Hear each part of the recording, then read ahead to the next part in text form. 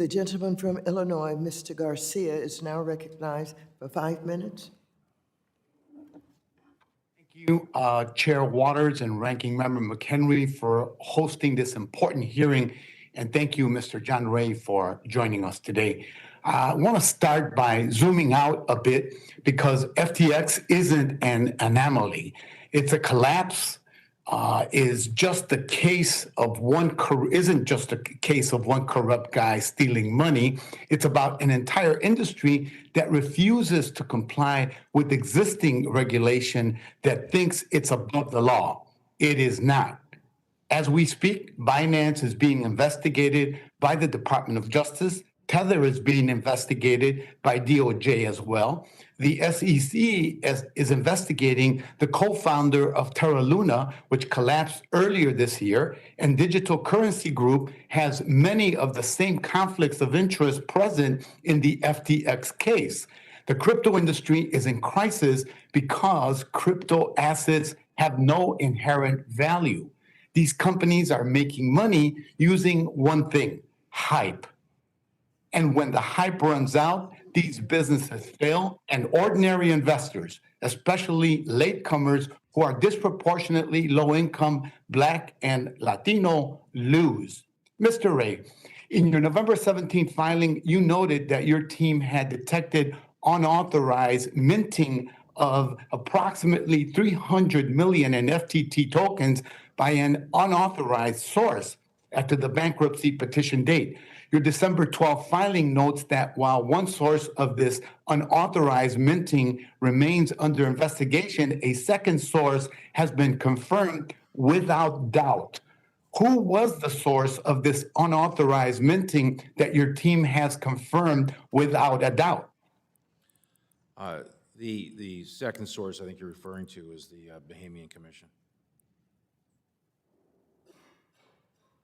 And Mr. Ray, one of the unacceptable management practices at FTX that you identified was the absence of independent governance throughout the FTX group. People from the same group were leading various companies, and there were potential conflicts of interest because of this. Could you tell us more about the lack of independent governance, and what risks were created as a result? We had no independent board of directors, and with the lack of oversight by an independent board, it leaves the company in the hands of a small group of individuals, and the company is effectively sort of naked when it comes to internal controls.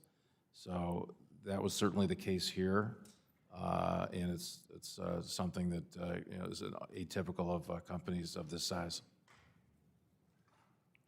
And customers report, and you've confirmed during the hearing, that FTX was asking customers to send money to Alameda instead of FTX. Mr. Bankman-Fried claims this is because in the early days of FTX, the company did not have a bank account. On a Twitter space yesterday, Mr. Bankman-Fried said he does not know if assets were moved over from the Alameda to FTX after those early days. To your knowledge, how long were customers instructed to send funds to Alameda that were meant for FTX?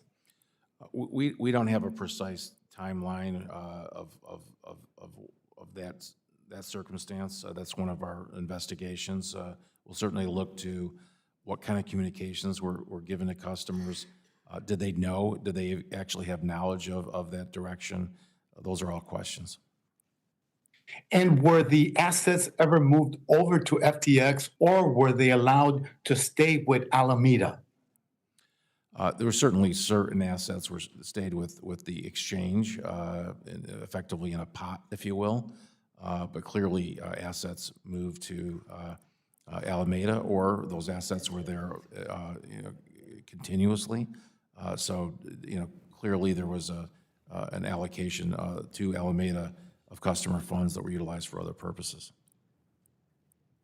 Thank you, sir. Madam Chair, I yield back the balance of my time. Thank you so very much.